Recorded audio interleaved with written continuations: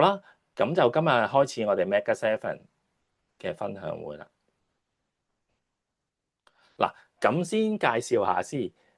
我自己咧就係投資商學院入邊嘅一個高級講師啦。咁香港投資商學院咧，其實就係香文 Sir 嘅其中即係佢自己一個學院啦。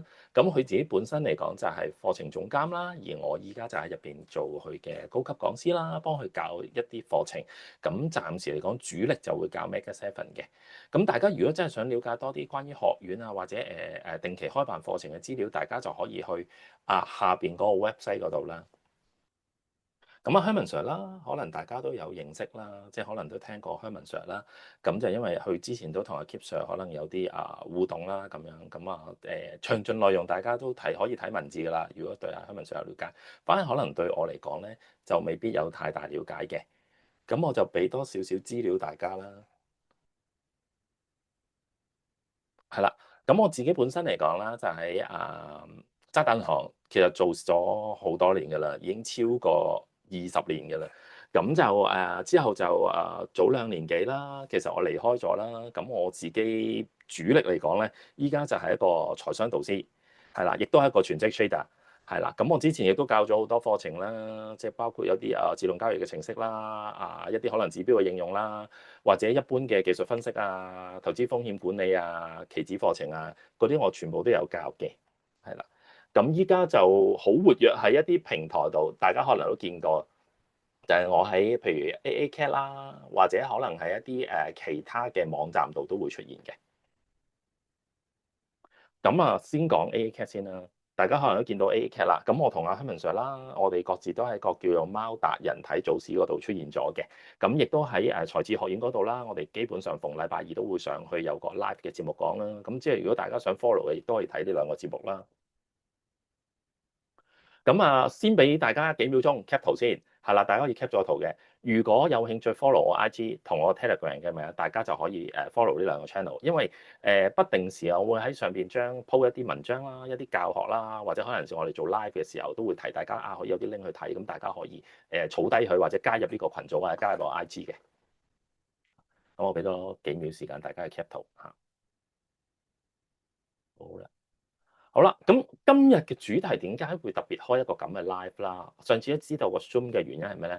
我哋發覺咧，2025年嘅香港證券市場咧，我哋有啲睇法。原因係咩咧？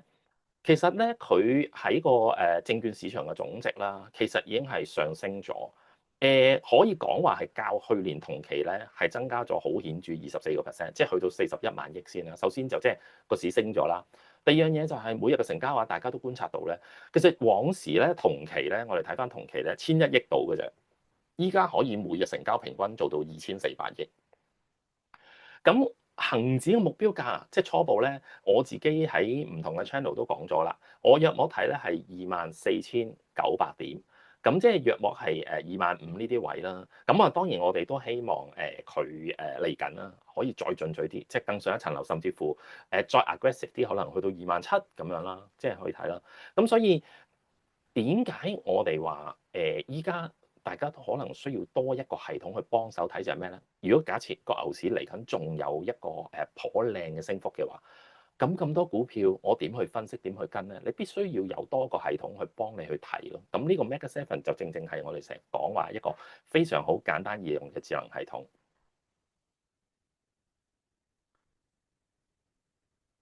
咁我哋個指標教學咧即將開始，咁我俾大家即係如果真係未準備好嘅，可能你哋就深呼吸一下，因為點解咧？嚟緊咧都會幾 intensive 嘅，連續會講晒嗰7個指標點應用各樣嘢嚇，或者甚至乎你哋而家即刻可以走去攞低紙筆嚇啦，去記低佢嚇，可能對你將來嚟講可能甚至乎睇我哋 live 嘅片嘅時候咧，哇已經知道見到呢啲燈啊，呢啲顏色已經知點樣用嘅。咁先俾啲鼓勵大家先，唔好話個系統好冇用，不如聽啲用家講。咁我哋過去 Mega Seven 咧，我自己就做咗個調查啦。其實我淨係做咗 A 班，因為 B、C 班已經唔使做，因為 A 班嗰時有約莫有差唔多100人以上用咗啦。咁你見到啦，當我哋開完班，俾佢哋用咗一陣之後咧，我就做咗個調查喺 WhatsApp 嗰個群組度啦，發覺有101個人投票啦，我哋唔係硬性規定去投票，但係亦都有101個同學願意投票啦。咁發覺極優秀有2位同學仔投咗票啦，另外有63位就俾佢 A 加嘅，即係優秀啦。另外都有35位朋友仔嗰陣時話係非常良好嘅。咁啊 C 加普通有1位，不達標就0位。咁大家都可以見到就係個口碑，佢哋用完之後幫我哋評分啦。咁啊希望俾啲信心大家知道就係呢個系統啊係咪真係咁好咧？就聽一聽以前啲用家講。咁我哋講緊啦，呢個就係 A 班嘅圖啦。咁我哋見到好開心啦，過百人啦喺個課室度啦，一齊上堂啦。咁啊，我哋又送咗啲小禮物啦，鼓勵大家學習啦。咁另外咧，我哋就有個 tutorial 班嘅，即係上完第一堂之後咧，就係一個 tutorial 班俾大家深入去問問題，互相切磋咁樣。咁亦都係見到好熱鬧啦，嚇，好開心咁樣。咁 Mega Seven 系統係咪真係好似你講美股個 Mega Seven 咧？絕對唔係，放心，即係唔係係咁巧個名一樣嘅啫。咁 Mega Seven 系統其實簡單嚟講咧，7個智能指標，所以咪 Mega Seven 啦。而 Mega Seven 系統咧，簡單嚟講就係清晰易明，幫你精準入市，增加勝率。即係我哋係想講帶呢個主題。咁最正係咩咧？即係好坦白講啦，大家可能都忙，或者一日中時間不多。咁如果學習上仲要一個好長嘅學習時間，可能對你哋都構成壓力。咁我哋 Mega Seven 本身嘅系統設計咧，係真係只係需要幾個鐘頭咧，已經學完，冇花冇假。一陣間嚟緊，我哋會分享多少少一啲學員嘅成績，你就知道，過去學員用咗幾個鐘頭，究竟得到啲咩結果、咩成績，一陣間會同大家分享。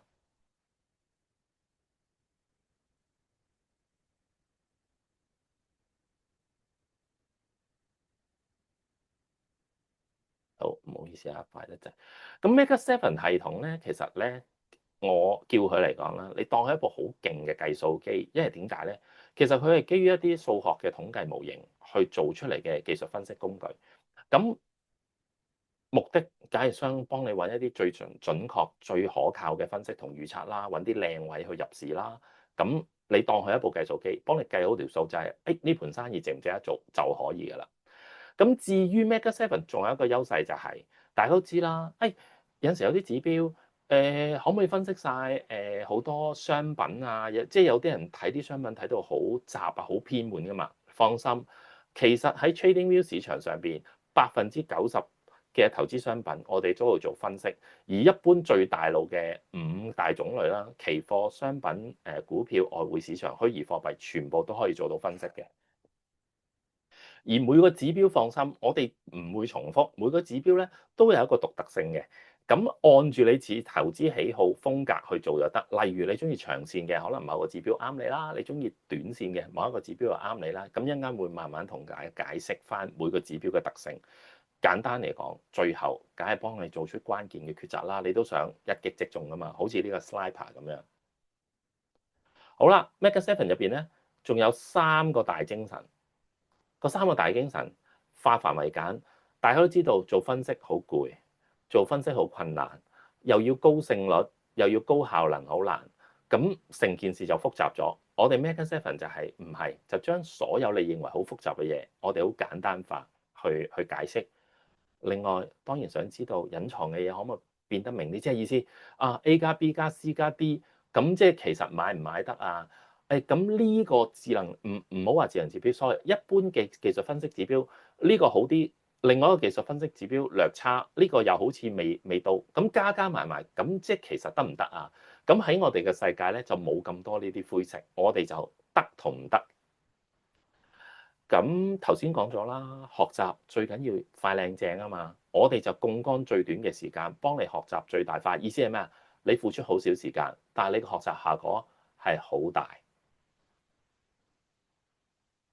好啦，咁啊有幅能力圖，如果有啲男士啦，即係可能打開機咧都會知道噶啦，就係哇精確度80分，防守度即係風險管理嗰邊又攞到80分，難易度100分。意思即係咩啊？好容易學，一陣間你聽晒我講7個指標，你明噶啦。CP 值好高90分，效能90分，咁呢個就係 Mega Seven 嘅能力圖啦。咁但係嗱，開始之前要提大家，冇 TradingView 嘅，嚟緊你要接受一樣嘢啦，你必須用 TradingView，因為 TradingView 係一個好大嘅線上平台咧，基本上無論你係專業或者業餘嘅 trader 都會用噶啦，因為入邊嘅嘢係好正好正，即係重要嘅講3次，必須要有 TradingView， 係啦，必須要有 TradingView。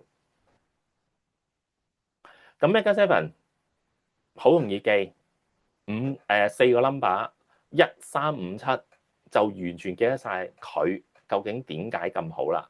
一嘅意思係咩？一陣間你會學到1分鐘學識一個指標。3仲要分析優勢，即係快狠準，3樣仲要分析優勢。5秒鐘分析完一幅圖，呢個好緊要嚇，因為點解咧？如果你睇一幅圖過去要5至10分鐘拉下線啊，又揾高低位嗰啲咧，喺我哋嘅世界，我哋唔搞咁耐嘅。最後7係代表咩啊？當然係7個黃牌指標覆蓋90%嘅商品，咁嘅357就係咁樣嚟啦。好啦，咁仲有一樣嘢好勁嘅嘢要同大家講啦。喺今年嚟講咧，我哋 Mega Seven 推出之後咧，我哋就見過一間基金經理公司啦。咁其中一個基金經理咧，哇！第一時間見到我哋個指標咧，即刻採納咗。咁咧，佢仲要唔係一啲細嘅基金經理啊，佢係一間係金鐘 office 嘅基金經理公司嚟嘅。咁即係話，其實你哋將來如果真係你用呢個系統咧，你等於睇緊嘢同依家基金經理睇嘅嘢一樣。好啦，咁我哋直接嚟啦，個系統嘅指標實例示範。第一個嗱，需要 cap 圖自己可以 cap 低佢，我係冇阻止你哋啊。海岸線成日見，我哋叫波波燈，咁佢個策略正在咩咧？我哋俾佢100分，原因係咩咧？唔係話佢100% 勝率，係100分以 CP 值係好用同埋高勝率，原因係佢你所有策略，無論你打短、中、長咧，佢都非常好嘅。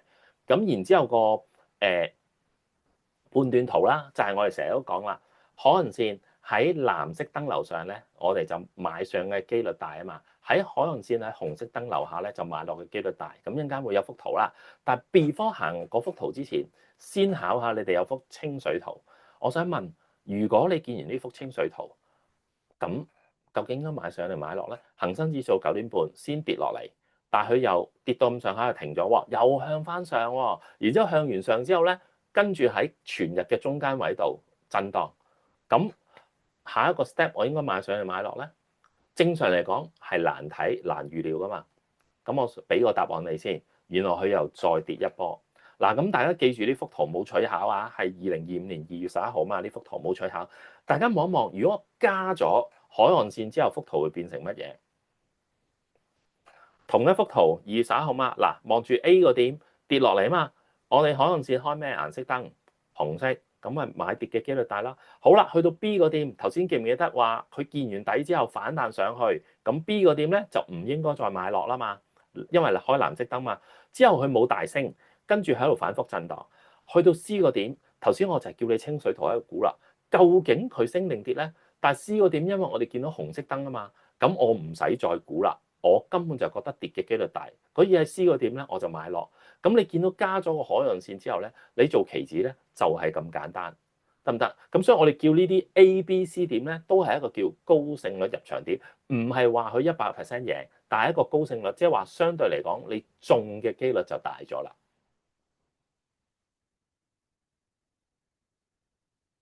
咁我哋叫呢樣嘢就咩咧 ？Less is more，意思係咩咧？我哋希望用一個指標已經可以最大化你嘅利潤，相信大家都想啦。睇一個指標咁輕鬆。好啦，咁我哋就講啦，我哋一定要有啲實戰噶嘛，唔可以係一幅圖去説明噶嘛，唔係日日噶嘛。咁我哋要攞多啲例子去説服我哋究竟呢個系統係咪真係咁好用？海岸線一樣啊，一個會用顏色説話嘅智能系統。咁我再講多少少嗱，大家望住啊！高勝率入場點點解 ACE 咧？咁我開始介紹啦喎。A 個點4月10號恒生指數9點半開市啦，有現貨啦。咁我哋藍色燈我哋做咩啊？買上嘅機率大啦，咁好正常。你喺 A 個點你就買上啦。咁去到 B 個點咧，有啲擔心啦。咦，佢唔係好升，有啲跌咗落嚟。咁但係大家有冇見嗰粒燈咧？係冇啊，係冇跌穿啊嘛。咁我哋就咩啊 ？Keep and manage，頂住先，頂住先。好啦，跟住佢繼續藍色燈，佢彈翻上去，我哋繼續持有個好倉啦。好啦，去到 C 個點，其實你見到由 A 買上 C 嗰度咧，你唔好見到，咦，好似唔係升好多，唔係啊！我想話翻俾你聽，我畫咗位20773去到21205咧，432點㗎啦。即係假設你係有一個 TP 嘅習慣嘅話，100點、200點、300點都好，我相信你已經食咗糊啦。好啦，去到 C 個點，另一個高勝率入場點出現啦。點解啊？開紅燈，紅燈係咩睇法啊？大家都明啦，紅燈係咩啊？買落嘅睇法，啱唔啱啊？好啦，咁見到買落嗰下咧，約莫係21,045點，跟住沿住紅燈跌，佢最終跌到20496先見底，嗰度個由我哋入市至去跌定咧，係足足549點，即係呢一浪你又食咗啦喎。假設唔理你究竟係100點、200點都好，你一定有盈利。好啦，咁幾時我要平咗啲淡倉，再食翻個好倉咧？好明顯一定係 E 嗰點啦。原因係咩啊？E 嗰點係轉咩燈啊？轉翻藍色燈啦。咁我哋喺 E 個點咧，我哋就要做翻咩啊？平倉，平翻晒啲淡倉。假設你跟足個智能指標做，然之後 E 個點咧開始咩啊？我哋買翻上去啦，得唔得？咁我哋就係咁講，唔係話佢一定有大升大跌，只不過就係我哋跟足呢眼燈去做咧，買上買落咧係有個依歸嘅。咁你見到 E 個點咧升嗰段咧高低位都爭咗220點嘅，得唔得？咁如果嗰日我當自己係一個 AI 嘅機械人，跟住 A、B、C、D、E 等類呢啲咁嘅位置揾一個高勝率入場點，即係 ACE 啦。咁約莫咧，你跟足咧底頂位，如果你咁叻仔咁叻女捉晒咧，就1200點就係咁啦。咁我哋有同學啦，咁啊又講翻啦，我真係咧唔過市走咗先，咁佢自己又會加埋 Fibonacci 嘅判啦，佢都話哇，佢約莫都有1000蚊美金嘅盈利啦。另外有啲同學仔啦就話多謝 TC Sir 啦個 message 啦，咁啊工作中走寶，但係咧佢自己都用過智能指標咧，都賺到一餐豐富嘅午餐，大家都見到個獲利啦，其實真係好豐富啦嚇，講緊8000蚊港紙。亦都有啲同學啦，話多謝 TC Sir 啦，有啲 tips 啦，各樣嘢啦。咁其實個 tips 都係個系統俾嘅啫。咁4000幾蚊、3000幾蚊、2000幾蚊咁樣啦。好啦，咁可能有啲朋友仔可能話TC Sir，我唔係炒期指叻，我亦都平時冇時間，因為翻工嘛。咁股票得唔得？當然得啦。美股我哋揀幾隻大價股，可以大錢咁樣去試下投入嘅。咁一定係非 Google 莫屬啦。咁我哋望一望 Google 嘅週線圖啊、weekly 圖啊，大家股票你唔使日日睇嘅，你一個禮拜睇一次或者每日睇一次都得㗎。望住藍燈藍線 A 個位 Google 嘅 weekly 圖，大家見到啲乜嘢啊？買上啦，好明顯。好啦，72個1毫6，直至到佢轉燈嗰下轉紅燈 B 個點放咗去130蚊，咁呢度已經係約莫賺咗接近50零60蚊㗎啦喎。好啦。咁紅燈嘅時候 B 個點至 C 個點，嗱，你如果唔識做沽佢嘅期權策略，咁你冇嘢做唔緊要，我哋休息，等到幾時再入場啊？好明顯係咩啊？C 個點入場啦。原因係點解啊？藍燈藍線啊嘛，108.9，我咪再入翻隻 Google 咯。然之後中間去不停試我哋嘅可能線係唔使驚，因為點解？有冇轉燈？冇轉燈，繼續 keep and manage，直至到幾時要平咗呢啲好倉？就係162個7.7食糊，原因係咩啊 ？D 嗰個位，因為轉咗紅燈啦。咁我哋操作一隻 Google 就係咁操作啦。好啦，除咗 Google 之外，想睇多隻㗎，當然你哋 Microsoft 都係值得你哋咩啊？長線投入㗎嘛，一啲又大隻又靚啦。近期嘅 Microsoft 大家話行得靚唔靚先？梗係靚啦，一陣間。我完咗分享會仲有時間，我就開啲現價嗰啲大價嘅美股圖俾你哋問，俾你哋睇，大家一齊去分析啦。咁我哋望翻呢度先 ，Microsoft A 個點，2019年2月藍燈藍線咩啊？買上啦，中間冇轉燈 ，keep and manage，去到 buy 個點做乜嘢？食糊，原因係288已經升咗咩啊？升咗你淨賺已經180蚊啊，111升到280啊嘛，跟住轉紅燈我咪走咗先啦，休息。咁都休息得耐，因為美股可能有啲熊市嘅味道啦。當年嗰1年時間都熊市，咁 B 至 C 又冇嘢做，休息啦。好啦 ，C 個點見到佢正啦，轉藍燈，我又再入市252蚊，再揸翻上去，直至去到咩啊？去到頭先你見到465蚊，呢度整整又接近200蚊美金嘅 profit。咁我哋嚟緊就係當然啦，呢幅圖係做到2024年10月，因為我想俾你睇話海岸線唔係最近先得嘅，係2019年我俾你睇一啲幾年嘅圖去到啊。咁即係我哋睇翻 Michael Forbes 如果將來轉紅燈我咪走咯，藍燈我哋就 keep and manage，每個禮拜睇一次就 OK 嘅啦。咁恒生指數如果有啲朋友仔識玩期權、識玩牛熊證嘅話，我哋點睇啊？我嚟攞一次啦，話嚇今年1月15號望住 A 嗰點四，嗱呢個係恒指嘅4小時圖，因為我想盡量用唔同嘅圖咧做俾你睇長，點解長中短海岸線都咁優秀？呢個4小時圖，咁我哋做一啲咩啊？中長線嘅部署，嗱跌咗好耐，跌到去1月15號，突然間轉藍燈，咁我即係可以開始部署做好倉。假設你識期權牛熊證，咁我哋可以做少少好倉。中間佢不停藍燈冇跌穿意思轉燈轉顏色轉紅燈，我哋 keep 呢一段，佢足足由19,300幾點升到最高位係24,000點，都係不停藍燈。咁由1月15號，如果你偷步咧，肯炒上咧就4,600點，得唔得？好啦，咁股票咧，股票你又望住啦，2023年1月呢隻叫883中海油大隻啦啩，周線圖一直藍燈，咁我哋 keep 啦。最低同最高位11個幾同23個幾咧，爭咗足足13蚊，即係一個 double。好啦，幾時要走啊？轉紅燈要走，即係 buy 嗰位啦，同唔同意？咁即係一隻股票，無論你美股嗰啲咁大隻，就香港啲大隻嗰啲，譬如883都好，我哋都係咁睇噶啦。咁即係話，將來嚟講，你買股票，你咪一個禮拜開出嚟睇一次，見佢眼燈有唔對路，你就食糊走人就 OK 啦。而最正係咩？記唔記得頭先講啊？2025年1月開始，恒指已經升得好靚啦。咁但係調翻轉由883咧，就喺恒指升得唔靚嘅時候去着藍燈。咁即係話，無論個市唔靚都好，但係啲股票靚咧，我哋都可以喺唔靚嘅市入邊揾到啲靚嘅股票。而調翻轉頭，當港股行緊一個靚嘅牛市嘅時候咧，當啲股票轉紅燈咧，我哋都提我哋，就算個市靚，嗰啲股票都唔炒得。883係其中一隻代表。好啦，咁至於 YM 咧。YM 要點睇啊？阿 T Sir，如果我有啲中長線中短線嘅部署啦，咁我哋睇啲30分鐘圖啦，望住咯。A 個點4月3號，大家都知，全世界都知啦。心痛嘅教訓係咩啊？關稅戰係咪開始啊？特朗普話咩啊？加稅嗰日4月3號嗰啲附近4月2號嘛。咁你見到美股梗係跌到靚啦。咁但係望住4月3號開始，佢跌得靚嘅時候，我哋係跟沽啦。好啦，望住去到 B 個點去轉咩啊？轉藍燈。我哋即刻食翻晒啲好倉走人啦，跟住佢有啲反彈到去 C 個點，然之後 C 個點又咩啊？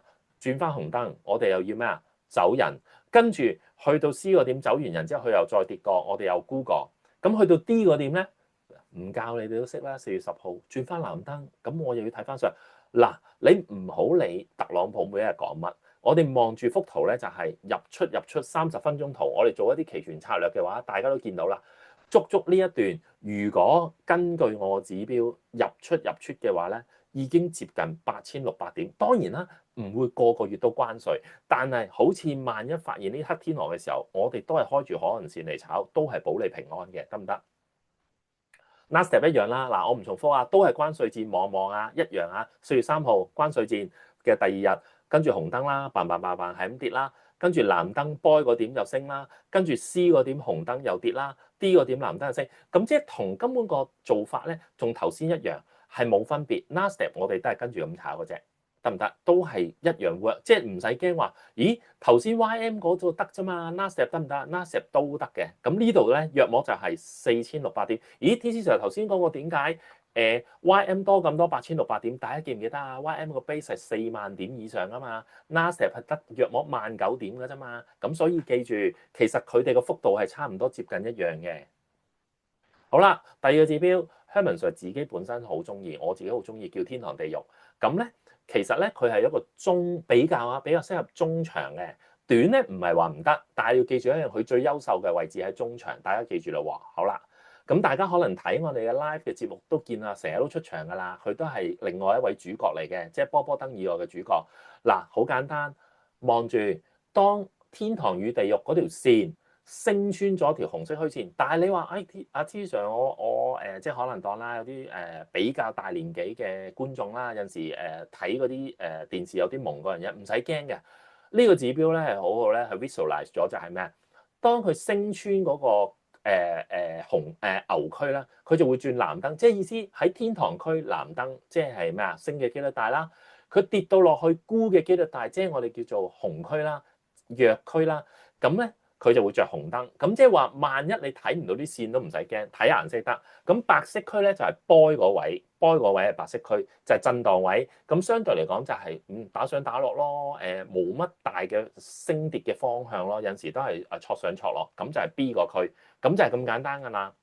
好啦，咁你望一望海岸線加天堂地獄咧，如果你夾埋一齊嘅時候有幾優秀啦。嗱，望住啊，上邊係海岸線波波燈 A 個點着紅燈，我哋做咩啊？跌嘅機率大啦，不過未夠 firm。點解啊？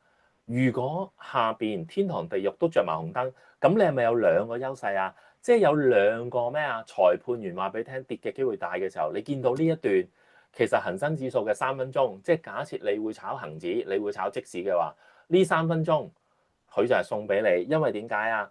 佢個組合拳咧個優勢咧就係越紅越愛開晒出嚟，得唔得？係咪好簡單？即係唔使再喺度睇，哇！究竟我買唔買得嗰樣嘢？兩個紅色着晒就兩個優勢㗎啦，得唔得啊？由9:21跌到11點半。好啦，咁如果你話啊，有啲朋友仔頭先講咗啊嘛，你講到咁優勢短都好啦，我又想 challenge你，你恆指4小時得，咁你恆指2小時有唔 OK 咧？嗱，望住啊 A 個點，嗱睇下教學 A 個點着咗藍燈先，即係有諗法啦喎，恆指開始一個中長接近中啦，中至長嘅趨勢開始有啲睇法啦，開始轉啦，轉好啦，但係買得未？咁唔係話唔買得，但係你見到咧 A 至 B 嗰點咧，佢冇大升，亦都未有一個大升浪。點解啊？因為你望下下邊天堂地獄仲係咩色區？白色區，咁所以佢係未有一個越藍越愛嘅優勢，即係未有一個兩個優勢着晒燈。去到邊個區開始兩個優勢升嘅優勢着晒，就係 buy 嗰點，上邊藍色，下邊藍色。咁所以你見到 buy 個點咧，開始咧佢就爆升上去，直至到去到 D 嗰個位，佢轉紅燈啦，當然啦。其二你望翻 C for cat 個位咧，因為佢嘅天堂區出咗去乜嘢啊？白色區，所以佢又最靚最大力嘅升嘅力量嘅天堂區咧已經離開咗，咁所以你見到佢就開始咩啊？減弱啦。咁個指標係咪好易學啊？你揸住天堂地獄同埋海岸線咧，恆指呢一段勁嘅話咧，係升足6000點嘅。如果你偷步，但係中間你就算唔係偷步嘅話咧，你都執到，我相信4-5千點。咁而個優秀位係咩咧？因為大家都知美聯儲當其時咧，即係我哋睇翻啦，2024年嘅9月份嘅時候咧，9月18號有大事發生，就係美聯儲大幅降息嘅時候咧，市場已經偷步着咗燈啊！係18號之前，我哋個海岸線同個天堂地獄已經捉到市場上咧有異動，有資金入市開始靚啦個勢，得唔得？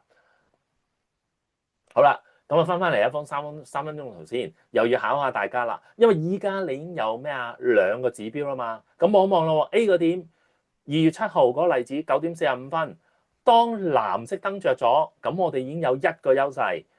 跟住9:45，望埋下邊天堂地獄着咗乜嘢啊？着咗藍色，上邊有藍色，下邊有藍色。咁我哋咩啊？勇敢啲。即係覺得升嘅機率越嚟越大，跟住呢一段由21,016點，最終升到去接近11:59啦。咁我 mark 咗12:57嘅意思，即係其實嗰支燭咧係即係話嗰個位暫停，因為中間係有一個鐘頭食晏。咁即係話咧，佢成個朝頭早佢都係開升嘅，去到21,2266，即係升咗200幾點，都係用個指標你就可以坐到呢個浪啦。咁調翻轉跌得唔得啊？係咪優秀㗎？阿 T Sir 跌都係一樣，海岸線嗱，望住啊 A 個點，4月16號9點半着紅燈，下邊天堂地獄着咩啊？紅色，呢段唔使教都識係咩啊？跌得好靚，由21305跌到20923，足足跌到咩啊？400點。咁 Bitcoin 得唔得㗎？TC Sir，嗱望住啊，呢個 Bitcoin 係一日圖啊，因為我想多元化啲。你 Bitcoin 唔係叫你炒1分鐘2分鐘，但係如果你 Bitcoin 你話我想買啲 Bitcoin 嘅 ETF，有陣時想做下呢啲入市嘅策略，比較中長線嘅部署。望住2024年嘅10月15號發生咩事？Bitcoin 嘅日線圖一日圖啊嘛，上面藍色，下邊 A 個位亦都進入咗天堂呢一段。Bitcoin 高低位由66,800幾蚊，係升到10,003,000幾，足足升咗接近50%。咁跌咧，捉唔捉到 Bitcoin 跌啦？嗱，望住頭先一日圖咁 work 啊嘛，咁我相信你哋都諗啊，咁4小時圖會唔會褪落一格都得咧？一樣嚇，望住2025年嘅2月 Bitcoin 已經升咗一陣啦嘛，開始喺個頂位度咧頂唔順，開始跌緊落嚟嘅時候咧，我哋發覺2025年2月24佢4小時圖。上邊着紅色燈，下邊着咗咩啊？地獄燈，哇！呢段佢跌得急啦，由94,000幾蚊跌到接近78,000蚊，佢先肯停止，即係唔再跌。咁你見到94,000去到78,000咧，呢度足足係咩啊？跌咗成咩啊？10,000幾蚊啊，美金啊，係啦。好啦，咁我哋又想講啦，哇！大家有啲諗法就係，Bitcoin 你淨係睇嚟睇去咧，得以太幣同埋 Bitcoin，咁其他虛擬貨幣啊，我哋叫 digital currency 啦，數碼貨幣啊，你睇唔睇到㗎？一樣得嗱，我哋望下 XRP 啦，瑞波幣啦，其實喺虛擬貨幣嘅世界嚟講係三哥嚟嘅。嗱，你望一望 Bitcoin 嗰陣時10月咧尾咪行先嘅，假設有呢個諗法，11月11號佢係遲過 Bitcoin 行㗎，嗰陣時佢先着藍燈，下邊先係着天堂嘅時候咧，你嗰陣時係0.62嘅時候入市都好啦。你見到呢一段佢升得勁過 Bitcoin，因為佢係相對係咩啊細隻，同埋咩啊佢係叫做炒落後啦。嗰陣時相對嚟講啦，因為 Bitcoin 嘅影響啦，佢呢段升咗300%，升到差唔多2個9先肯停。好啦，咁我哋翻去啦，指數嗰邊啊，即係睇完嗰啲虛擬貨幣啦。咁海岸線加天堂地獄喺指數上喺美股有咩諗法啊？如果短頭先又睇咗啲啦，咁我哋睇下啲中長時區4小時啦。嗱，望住下2月份2月13號藍燈，下邊有天堂，咁啊買上啦，咁 OK 啦。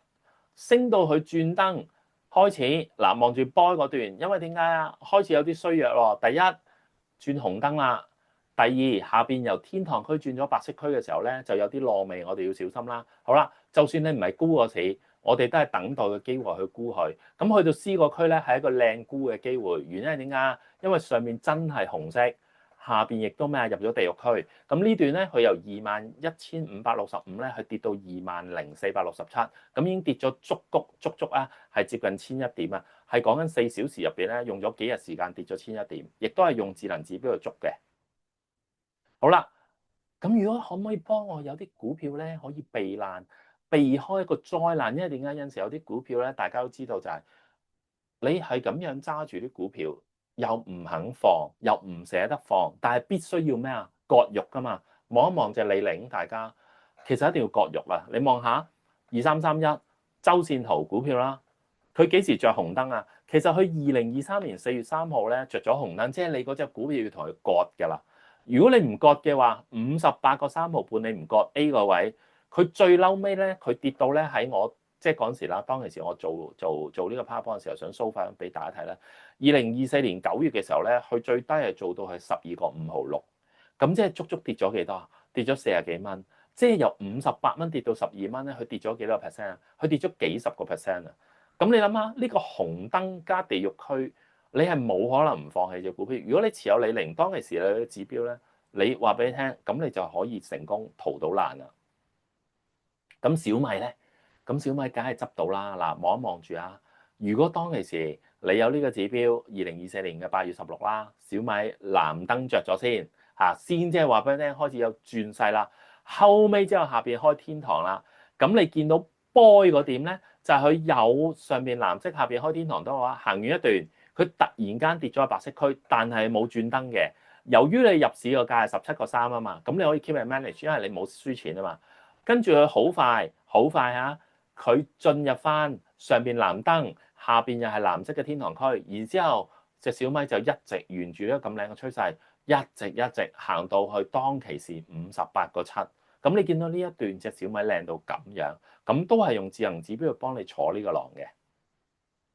咁我有個同學仔啦，真人真事嚇，佢咧就係比較後期，即係當着晒藍色嘅時候先至入隻小米，佢就用咗衍生工具賺咗100萬嘅小米，佢已經清晒倉啦當其時。好啦，藥明生物咧嗱，咁如果假設，因為有啲朋友仔就話，誒阿芝 Sir 頭先你講啲一日圖啊4小時都好啦，我炒期權嘅喎，咁我會比較中意睇1小時圖，咁我又點樣揾啲機會啦？嗱，望住啦 A 個點，藥明生物2269當其時，之前已經着咗紅燈㗎啦，但係一直都未入地獄，咁佢跌得唔係好靚啊嘛。但係當 A 個點2025年4月3號10點半，佢着咗紅燈紅線，跟住大家見到咩啊？佢跌得好靚好快，佢係由20幾蚊跌到落去17蚊。咁你揸住呢個智能指標，如果你做一啲牛熊嘅操作啊、期權嘅操作咧，咁你已經食咗呢個係講緊係跌咗好大嘅一段嚟㗎啦，得唔得？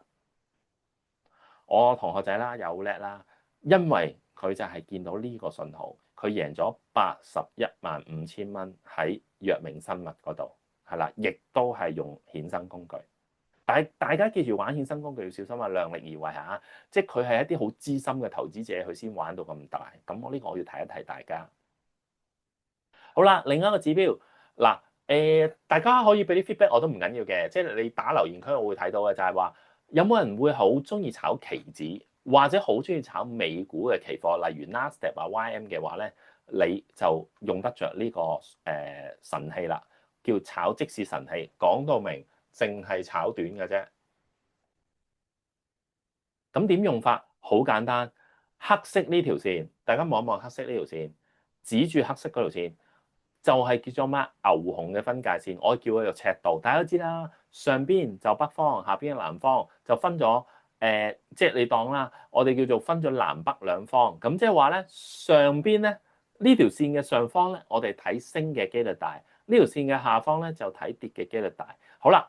但係唔係咁簡單嘅。嗱，望一望住我，你用個即時圖去解釋啊。因為由於炒短嘅話，佢比較適用於炒即時，尤其是指數，兼且係1-3分鐘嘅。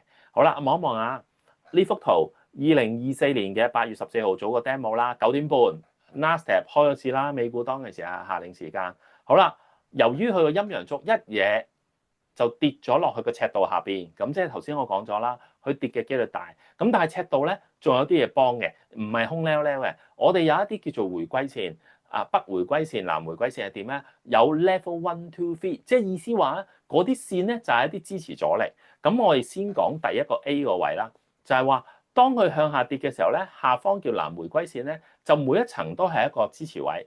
咁即係話原理上。佢打到 level 3嘅話，即係第3條線咧，其實佢跌得好超賣嘅時候咧，其實我哋就應該係果斷咧。如果我哋打短嘅話，就要食糊，因為佢反彈嘅機率就好大。咁你望一望呢一幅圖，佢掂到南回歸線嘅第3個 level，每一個圓圈啦，大家見到每一個圈站，佢就係彈啦。我 cursor 指住嗰個啦，彈啦，跟住第3個圓圈佢又再彈啦。去到第4個圓圈都彈，你放心，佢唔會無限跌。但係你望到就係每一次去到第3個 level 嘅南回歸線咧，每一次就係你食糊，食完之後咧，我一陣間會教大家點樣去再追沽佢啦。如果有機會嘅話，但係先講咗俾大家聽就係，當每次你見到咁神奇就係當佢掂到條南回歸線嘅 level 3咧，佢就彈㗎啦。咁我哋打期貨嘅時候咧，我哋就要食糊㗎啦，得唔得？好啦。咁你見到 B 個位咯，咁之上佢係咁彈之後唔再沽唔緊要，因為而家淨係講咗個赤道嘅原理。第陣時課堂上我都會教多啲秘技咧，等你知道就係點樣逢高沽，但係去到邊啲位就唔應該再沽。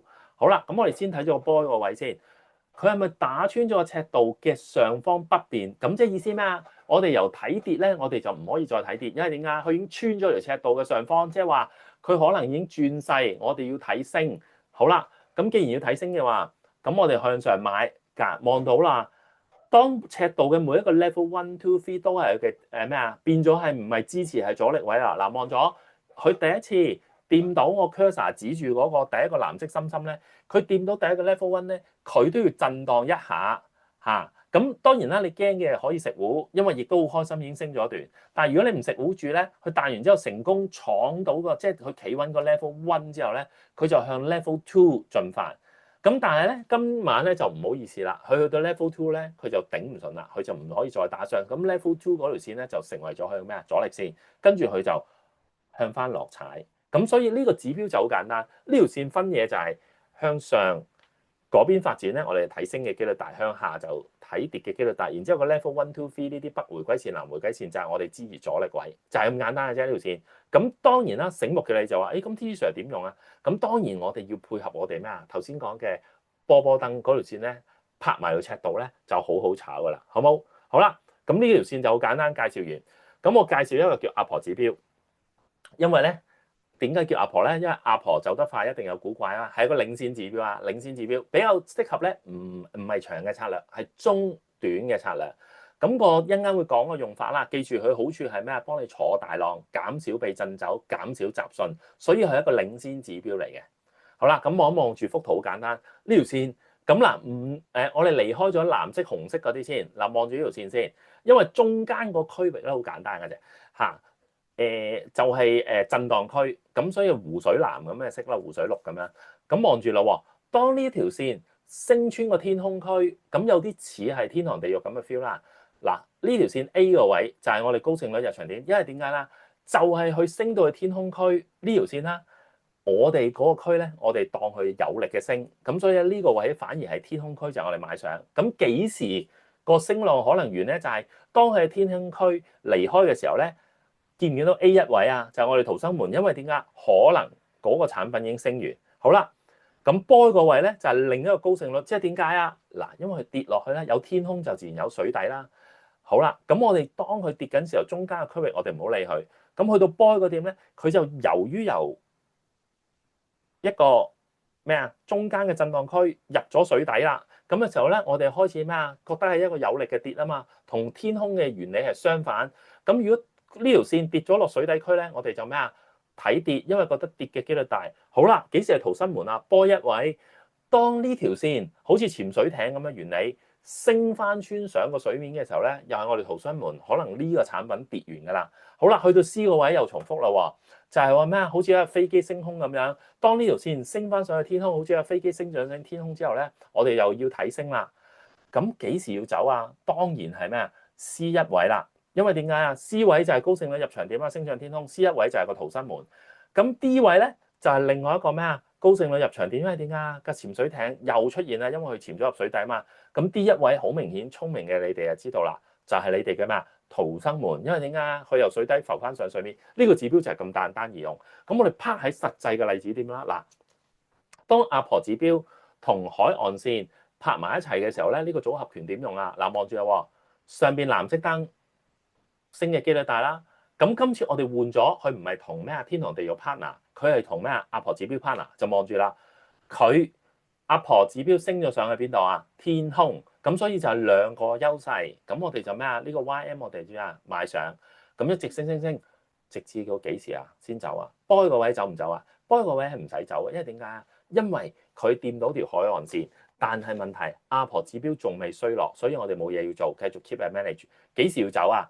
逃生門 C1，我 cursor 掂住嗰個 C 一位，點解啊？因為佢已經由天空跌翻落去震盪區，個飛機要降落啦，咁所以咧我哋就要逃生門啦。咁所以你見到點解佢叫領先指標？因為上面嘅藍色燈都未轉紅燈，阿婆指標已經衰落咗，即係提咗你有機會藍色燈轉紅色燈嘅機率咧係增加咗，所以你係早過紅色燈，你已經離咗場食糊走人。咁呢個就係阿婆指標嘅優勢啦。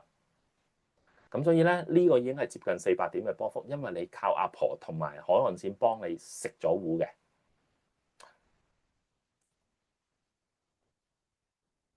咁好啦，TC，你講咗咁多指標都正，咁唔係日日行單邊噶嘛，唔係大升大跌噶嘛，有時都悶市震嚟震去噶嘛。有冇啲幫我炒啲極短，短到係咩咧？唔係3分鐘啊，1分鐘都可以幫到我，梗係有啦。望住呢個叫 JRI 子彈火車係咩啊？呢個策略淨係炒短嘅啫。子彈火車係咩啊？快啊嘛，嚟啦，極啱啲窄波幅嘅日子嚇，好似我哋打冰上曲棍球咁啊，要快啊！嗱，點樣玩法？誒，咁似天堂地獄嘅，冇錯。嗱，你記住，你學咗天堂地獄就學識呢個 JLI，望住藍色區只買上，紅色區只會沽，中間白色區乜都唔好做，同咩啊天堂地獄一樣。不過呢條叫 JLI，淨係攞嚟炒1分鐘，或者頂晒籠都係炒3分鐘完㗎啦，絕對只係炒短。好啦，咁如果我哋炒期指點炒啊？望住下呢個3分鐘圖先，望住上邊 A 個點。9點半現貨開始，恒生指數入得場啦。當其時上邊波波燈開咩色？紅色。下邊 JLI 開咩色？紅色。跟住咩啊？沽佢幾時食糊走人？因為要快啊嘛。波個位食糊走人，同唔同意？因為點解佢由紅色 JLI 轉咗咩啊？白色，咁我咪食糊走人咯。咁然之後去到 C 個位咧冇嘢做，因為點解啊？藍色更加唔會做啦。跟住 C 至 D 個位白色唔會做。跟住 David 個位，即係 Dot 個位啦，我哋會做咩啊？沽佢，因為點解上邊紅色，下邊 JLI 紅色，沽佢一陣，點知跌唔落，出翻白色區，我又走人，然之後上翻藍色區冇嘢做，即係意思咩啊？當 JLI 加呢個可能線做嘅時候咧，你永遠就係玩上邊紅色，下邊紅色，你有嘢做；上邊紅色，下邊唔係紅色，你係熄機冇嘢做，唔好理佢。咁我哋就咁樣用呢個去炒期指3分鐘圖。如果配合埋我哋嗰個尺度咧，就非常好做嘅。所以點解我哋啲學生話贏錢贏嘅機率咁大就係咁解啦。好啦，咁另外喺課程度我就會公開咗喎，9點半開始投幾多支巴，即係意思話每一支巴當1分鐘嘅話，有一個秘訣嘅，就係投幾多支巴唔好信佢。另外我仲會泄露一個國家機密，就係點樣用個 JLI 可以炒得更加好。頭先你已經覺得好正啦喎。放心，我仲有一個更加勁嘅方法教你哋，係啦。不過會喺課程度公開，就唔喺呢度公開嘅，係啦。咁啊，先講咗第二個秘技先，因為第一個幾多支巴嗰個我就唔公開住啦。咁第二個秘技咧，劇透少少好冇？嗱，望住呢個左邊係恒生指數，右邊嗰個 A50，A50 大家都知係咩啊？阿爺啦，係咪啊？我哋叫阿爺啊，阿爺個指數嘛，即係大陸嘅 China A50啊嘛。左邊係恒生嗱。記住幅圖咧係同一日同一個時段，大家望住啊，左邊阿爺先，佢嘅 JLI 左邊啊，sorry 右邊 A50嗰幅圖，佢紅色燈着咗 JLI，咁即係跌嘅機率係咪大啲啊？如果係以翻我哋人啲學嘅話，好啦，大家望一望，如果阿爺指標上佢哋係着紅色 JLI。港股我圈翻一模一樣 A 個區啊，港股個區啊，sorry，第一個 A 你唔使理佢，第二個 A 你先要理佢，佢都係升定跌㗎，佢都係跌嘅機率大。好啦 ，B 嗰個阿爺繼續着紅色嘅 JLI，咁 B 嘅恒生指數咧，嗰區同阿爺嗰區一樣㗎嘛，又係跌嘅機率大。好啦，去到 C 個區，阿爺着紅燈 ，C 個區嘅恒生，恆指又係跌喎。D 個區阿爺着紅燈 JLI，咦，恆指又係跌喎。跟住 E 個區。阿爺嗰度又係着紅燈多喎，跟住恒指都係跌，咁即係代表乜嘢啊？代表話俾你聽就係，當阿爺着紅色嘅 JLI 咧，恒指都冇乜運行嘅，得唔得？咁呢個就係個秘訣喎，即係話記住啦，阿爺可能係有機會早恒指係一支陰陽燭，即係1分鐘，甚至乎30秒。咁我話翻俾你聽，當你見到阿爺 JLI 有啲唔妥嘅時候咧，你係有足夠時間俾你部署食糊走人嘅喺港期嗰度，咁所以係好好用噶呢個秘技，得唔得？咁但係你要必須有 JLI 啦。好啦，另外一個指標叫波時通道底，係攞嚟幫我哋睇一啲我叫啊上升趨勢，尤其是爆邊啦，同埋一啲叫做上升時嘅阻力同埋支持位嘅。咁係一個俾多大家睇啊，驚你未影啊，就係中長線嘅策略嚟嘅。好啦，點玩好簡單嘅啫，紫色呢條通道就係 box 嘅通道，咁上邊就叫當然係頂啦，下邊係底啦。嗱，望住啊，個秘訣就係擠擁時段，咁擠擁時段當然即係意思係咩啊？美股開市嘅時段或者港股開市嘅時段，即係9點幾嘅港股啦，美股嘅9點幾啦，冬令時間美股就10點幾啦。我哋望住啊，11月15號就係美股嘅冬令時間啦，即係10點半啦。A 個點，當佢跌穿個 box 外邊咧。我哋就叫做咩啊？代表好大機會係有力嘅咩啊？跌，因為正常嚟講，陰陽燭好大機會發生喺個 box 入邊嘅。如果跌穿咗 box 咧，已經係一個好好嘅信號，話俾你聽，佢係一個有力嘅跌啊。咁你見到去到 B 嗰點咧，佢打唔穿入唔翻個 box 咧，B 嗰點我哋繼續持有，繼續沽佢，因為個通道亦都之前係不停擴張，即係話有力嘅跌咧，個通道特別擴張嘅。好啦，跟住繼續跌啦，去到 C 個點，點解我哋要收檔啊？要收工啊？原因係咩啊？陰陽燭入翻個 box 之後，你見到真係冇呃你，跟住佢冇再大跌啦。咁呢個就係個 box 通道嘅用法啦，得唔得？就係咁簡單啦。好啦，咁我哋考下你先嚇啦。咁大家都知我有同阿博士做節目啦。咁呢個 IQ 博士年紀大少少嘅朋友仔當然知啦。咁我家姐有隻貓，咁我哋嘅炒房係咩？點解隻貓咁驚喜？發生咩事？嗱，望住 JL Line 着咩色啊？依家喺你開市之前21:54啊，啱啱開咗市一陣嚇，叫做8月1號啊。JL Line 着紅色，一個優勢。天堂地獄較後時間着咩啊？紅色，第二個優勢。阿婆咧。再早少少，阿婆已經咩啊？跌咗落水底。咦 ？TC Sir 掂咯，有3個跌嘅優勢出。咁我哋爭乜嘢啊？頭先你啱啱學咗 box 底頂，即係我哋爭個 box。如果個 box 嗰支陰陽燭係跌穿個 box 底嘅咋，即係話呢個優勢齊晒4個優勢嘅話咧，咁就發達咯。同唔同意啊？4個優勢，咁我哋望一望咯。如果現實中喺10:03，我哋當我哋回到過去，如果你真係當日喺度炒緊呢個道瓊斯指數嘅時候，10:03見埋呢支陰陽燭跌出個 box 以外，之後後續發生咩事啊？大家可以開翻個幅圖。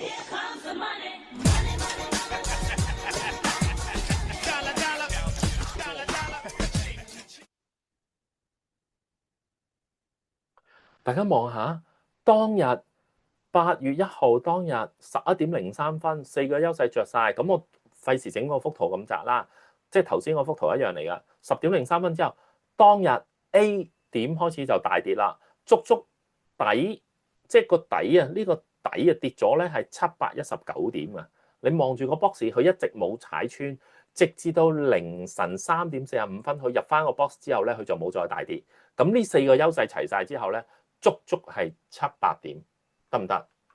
咁就係用呢4個優勢指標就去砌成一個組合拳去炒呢個 YM。呢度係講緊500點啊！好啦，咁 Bitcoin 咧，如果近期即係頭先講咗10月啊嘛，咁依家喺 Bitcoin 嚟講，我哋又望翻啦。記唔記得頭先我講過啊？如果 Bitcoin 嘅世界有晒2個優勢之後，點解我哋之前會係咁 firm 去講呢個指標嘅勁啦？嗱，望住啊，呢個66,800幾蚊嘅時候咧。上邊藍色，下邊着咗天堂地獄嘅時候咧，當其時有圖有真相喺我哋 Mega Seven 嘅第一班 A 班嘅時候咧，我已經喺個 group 入邊提咗大家就係話，咦個指標靜雞雞開晒優勢喎，啱啱之後就足足行咗3萬幾蚊，咁而有啲同學仔咧，因為呢個 message 啦，做咗少少，佢哋自己衡量咗做咗少少交易啦，佢已經贏咗一啲錢啦，大家見到佢報喜啦，咁亦都有啲朋友仔啦，贏咗唔多嘅啊，16,000幾，跟住600幾港紙嚟嘅，3,000幾、2,000幾，都係因為呢個指標引致到個 Bitcoin 嗰陣時當其時啦，即係當其時嗰段佢哋嘅食糊啦。另外，亦都有朋友仔報喜啦，用個 box 嘅炒法啦，啊出 box 啊入 box 啊走啦，佢又贏咗2,000幾蚊美金啦。亦都有朋友仔咧。真人真事啊！2024年11月5號啊嘛，當其時上邊藍色下邊藍色嘅時候，佢68,000幾已經入手。當其時咧，即係以當其時嗰幅圖啊 cap 翻俾我睇嘅時候咧，佢自己 set 咗啲止損位都好啦。當其時咧，佢68,000幾揸到個 Bitcoin 去到97,000幾嘅，得唔得？咁最後介紹一個指標，今晚最後一個指標嘅學習就係叫 T 字通道。其實咧，如果有玩保力加通道嘅朋友，即係可能會有啲諗法，原因係類似你當個概念就係佢有2條線，你當佢係保力加通道去睇，但係佢真相佢唔係保力加通道，但係令你學習容易啲啦。就係上邊嗰條線叫大 T， 下邊叫小 T， 即係意思係咩啊？大 T 咧係一條再難打破啲嘅線，小 T 咧就係一條容易啲掂到嘅線，但係佢哋已經係一個阻力嚟嘅。如果喺頂上面嚟睇，咁喺個底嚟講咧就係一個調翻轉頭，下邊亦都係有小 T 大 T 線，就係一個咩啊？相對較大嘅支持位啦。就係咁解。好啦，咁我哋玩期權嘅時候點樣用呢個 T 字通道？望住我，以恒指嘅一日圖啊，做翻個舉例，因為我哋想俾你睇翻以前咧，佢點樣 OK 啦，因為有啲同學仔最近得啫，咁你以前得唔得啊？咁我就專登做一啲以前嘅 record 俾大家睇。嗱，望住啊，一天圖恒指，每一次當佢佔到大 T 小 T 嘅時候，恒指發生咩事？回咯，回嘅意思咩啊？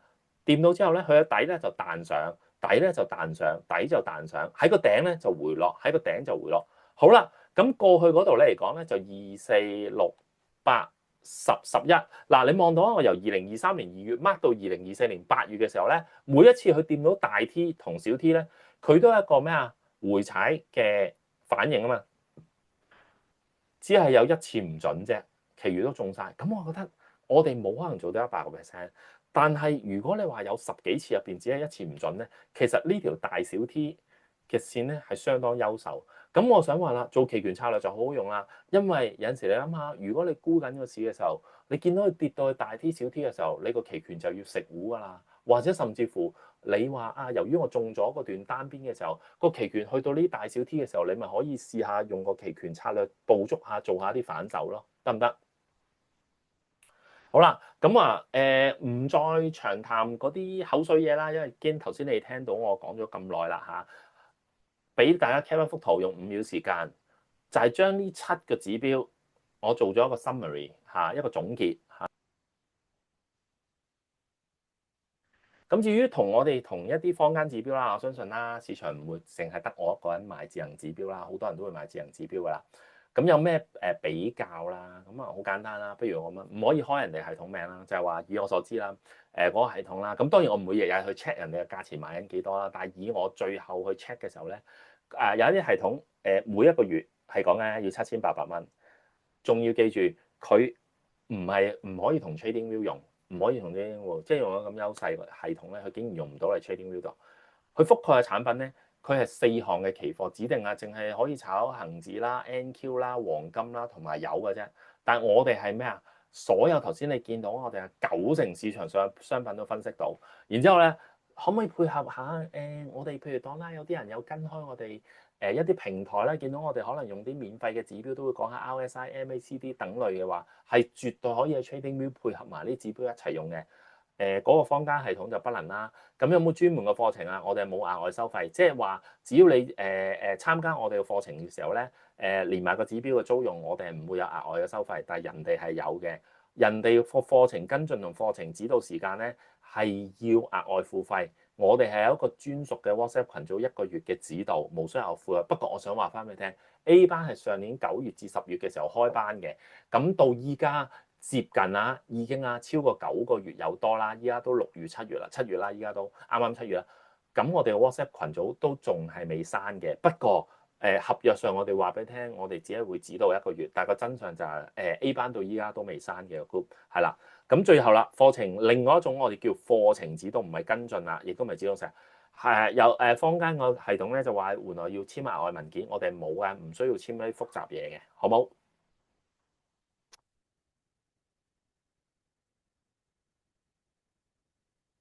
咁大家見到幅圖啦，究竟邊個系統優秀？大家去判斷下。好啦，咁至於我哋Mega 7同學成績，大家都關心啦。阿 Sir 你講到咁勁，你炒得叻，Herman Sir 炒得叻，阿 Keep Sir 炒得叻，我當係咁先啦。啲阿 Sir 炒得叻，人哋覺得，你哋梗係得啦。咁學員方面得唔得咧？不如我 show 啲成績俾大家睇啦。嗱，呢個係其中一位學員啦，因為我哋太多啦，我哋講緊已經成300人嘅同學咧，冇可能我出晒啲獲利圖嘅。攞其中一位同學咧，點解我要攞佢嘅原因就係佢好 stable。嗱，呢個耀才啦，佢炒期指嘅，用我哋系統好 stable，你見到啊？佢嗱，當然我哋唔會逼佢每一日俾圖我，但係佢都好好嘅，基本上接近就係佢有入市，因為佢始終係一個老闆啦，佢有自己嘅正職，咁佢都係得閒先入市，但係佢一入市獲利嘅時候，佢俾翻幅圖我哋啦。嗱，2萬幾、萬幾、7000幾，每一日啦，都好 regular 啦。啊，另外12000啦、14000，所以你見到幅圖一樣嘅原因係，佢都係用呢個風格，因為用耀才嘛。咁啊，大家見到啦，有同學相信我唔重複啦嚇，即係都頗 stable 嘅個獲利。跟住嗱，有一日特別勁嗰日咧，就大家都知啊，嗰日係一個恆指嘅波幅好勁嘅嚇，咁佢就做咗17萬，唔係呢個真嘅嚇，唔係做出嚟嘅。咁另外其他日子佢就好 stable 啦，萬零啦，有陣時啊少嘅幾千啦，有陣時2萬幾啦嚇，大家都見到啦，好 stable。足足咧嗱，我最近已經冇再 cap 佢圖啦，我亦都冇逼佢再俾圖，因為已經好足夠啦。咁佢繼續都係用緊呢個方法啦，當然梗係依家越贏越多啦。喺佢短短俾我2、3月間嘅獲利圖，嗰2、3月間佢已經贏咗40幾萬㗎啦嚇，淨係炒期指嚇，佢唔係炒10幾廿張期指啊，大家唔使驚，佢都係由細期10蚊點開始炒到去大期，佢都係揸大期，都係揸2、3張，唔係揸好多嘅啫，放心。係啦，另外有啲即係我叫高級版嘅同學仔啦，即係炒得叻少少、專業少少嘅炒家就贏得多少少㗎啦。大家見到啦，79萬幾啦，贏過百萬啦。呢個炒牛熊證小米㗎啦嚇，就贏咗差唔多接近200萬啦嚇。咁呢啲係專業少少嘅同學仔啦。啊，呢個180萬㗎啦，贏咗。好啦，咁呢個啦，360萬啦，望到啦，美團嘅牛熊證啊，小米牛熊證、恒指牛熊證啦，贏咗300幾萬噶啦，好誇張，呢個好專業嘅同學仔嚟嘅，即係佢係真係專業級嚟噶啦，用我哋指標炒到。啊，另外有啲同學仔就俾翻啦，daily 圖啦，83萬啦，80幾萬啦嚇，即係唔好介意啊，要遮咗佢啦，因為始終有啲人哋嘅私隱啦嚇，咁但係你見到最終就係 daily P&L 就係佢哋贏錢嗰樣嘢，我哋又俾翻幅圖啦，因為放心有好多學員可以證明，因為呢啲圖唔係我哋做出嚟，係真係喺個 WhatsApp group 度出嚟嘅。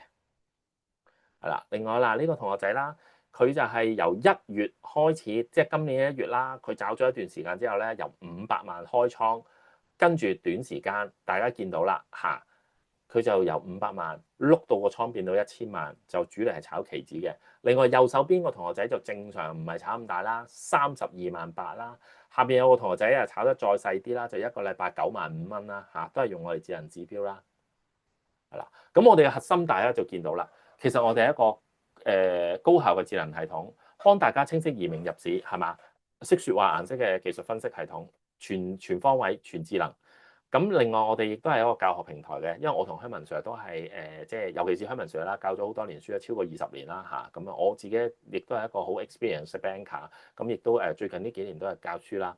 咁啊，幫你點樣去教你哋用一個數據啊、算法啊、創新嘅分析方法咧，去做一個新嘅教學力量，幫你做一個即係用一種另外嘅技術分析去做好你嘅投資啦。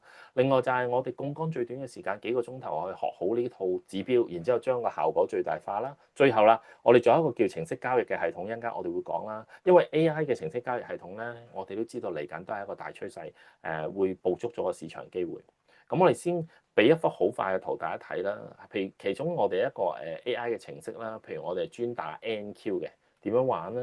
係啦，咁大家見到啦，3分鐘圖，智能系統着紅色波波燈啦，咁我哋個 AI 系統啊照沽佢落去啦嚇，買跌啦，跟住一直跌啦嚇，幾時平倉啦？望住咯喎嚇，咁啊開咗倉噶啦，嗰度3蚊1點嘅啫，唔係買得好大。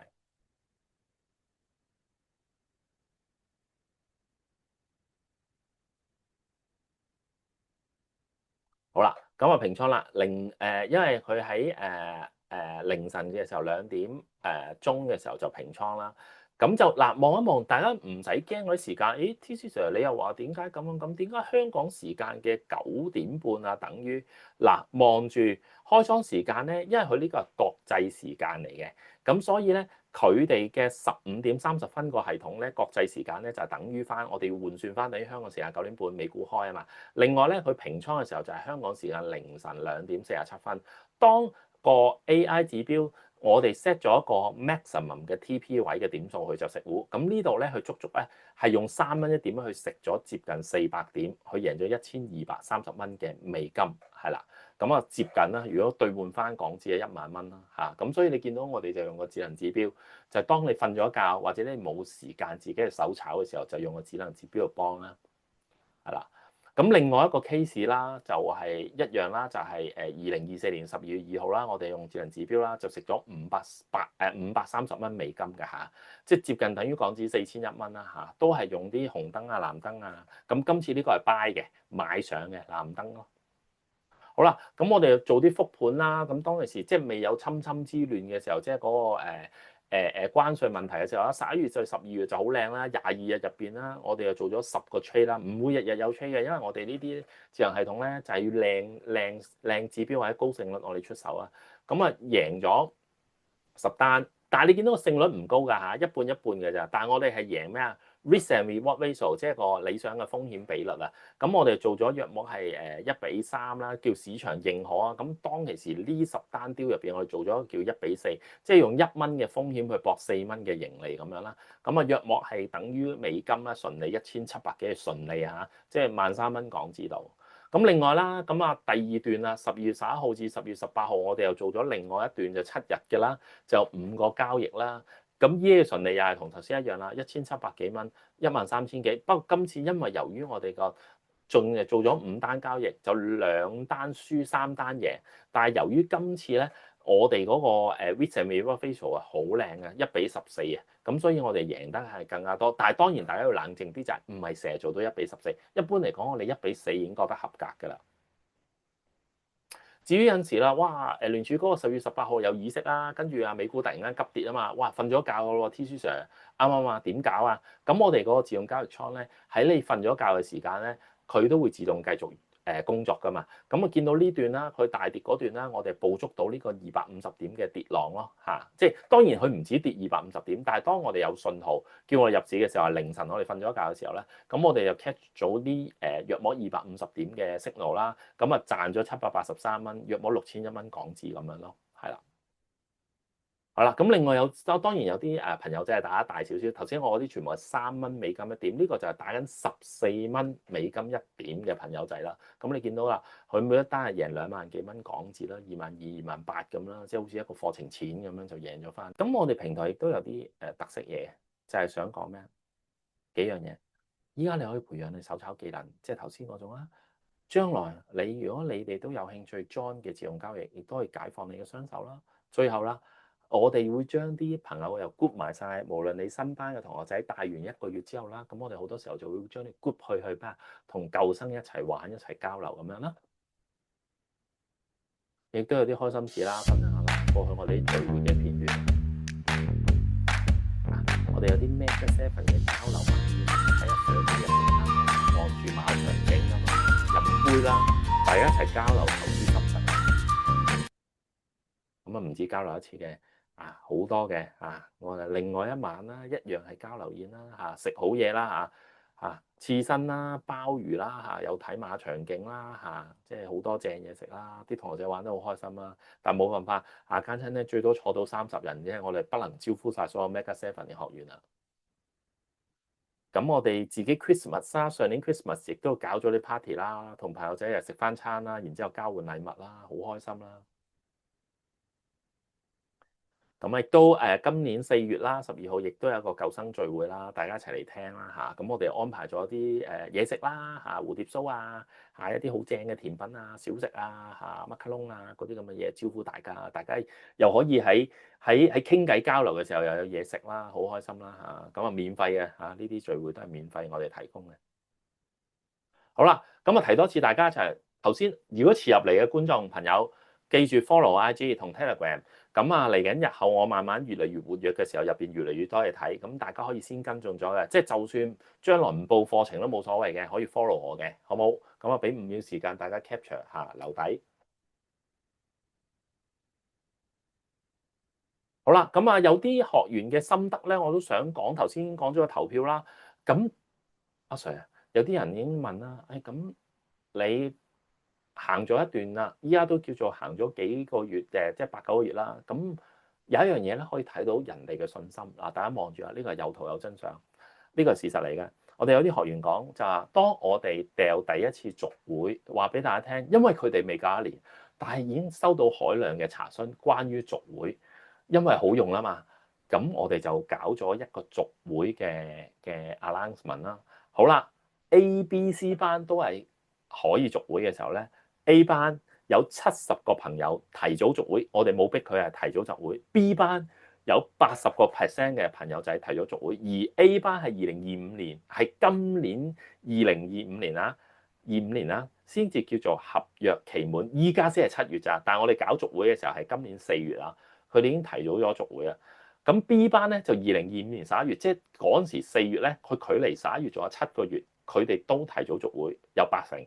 C 班仲誇張，嗰陣時我哋俾續會嘅時候，佢啱啱上完堂1個月，係2026年3月先到期續會，有一半班嘅朋友仔提早續會，咁即係話學完學咗1個月，佢都趕住要續咗會先，有一半嘅朋友仔，咁你就知道個指標幾吸引佢哋。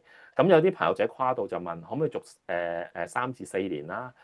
多謝兩位阿 Sir 啦，有啲朋友仔續咗2年，因為我哋最多續2年咧，咁佢就真係續到2028年3月啦嚇咁樣。咁其中有45人啦，喺我哋講緊一大班人入邊，正常續1年都已經好誇張啦，咁提早。其中有45個人咧，全部都要求續2年，我哋俾咗佢嘅，即係好誇張嘅。好啦，咁啊提多一次啊，喺課程度我會公開究竟幾多支巴唔可以信，同埋個 JR Line 即係嗰個玩法啦，大家都知道噶啦。咁我會有一個詳細版解説俾大家嘅。而 D 班即係話佢哋嘅朋友仔啦，A、B、C 班以外 D 班嘅人咧，佢就話：咦，大家見到 comment 啦，佢話 JR Line 咧已經轉藍色啦，嗰樣嘢啦。